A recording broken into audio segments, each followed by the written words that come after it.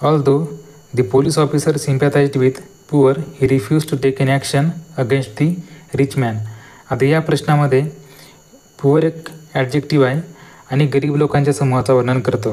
जेव्हा केव्हा एखाद्या ॲडजेक्टिव्हचा वापर व्यक्तींच्या किंवा वस्तूंच्या समूहाचा वर्णन करण्याकरिता केला जातो, तेव्हा त्या व्यक्तींच्या किंवा वस्तूंच्या समूहाचा उल्लेख करण्याकरिता ॲडजेक्टिव्हसोबत दी या डिफिनाइट आर्टिकलचा वापर होतो.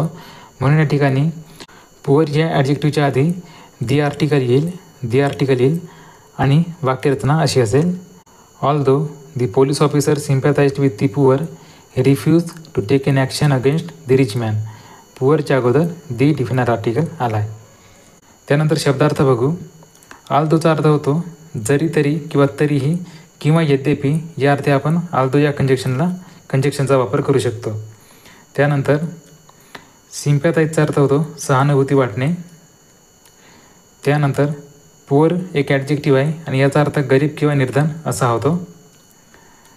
रेफर एक वर्ब आहे, याचा अर्थ उल्लेख किंवा निर्देश करणे असा होतो. रिफ्यूज एक ॲडजेक्टिव्ह आहे, याचा अर्थ अस्वीकार किंवा अमान्य करणे असा होतो. आणि अगेन्स्ट एक प्रिपोजिशन आहे, याचा अर्थ विरुद्ध किंवा च्या विरुद्ध या अर्थी आपण याला वापरू शकतो.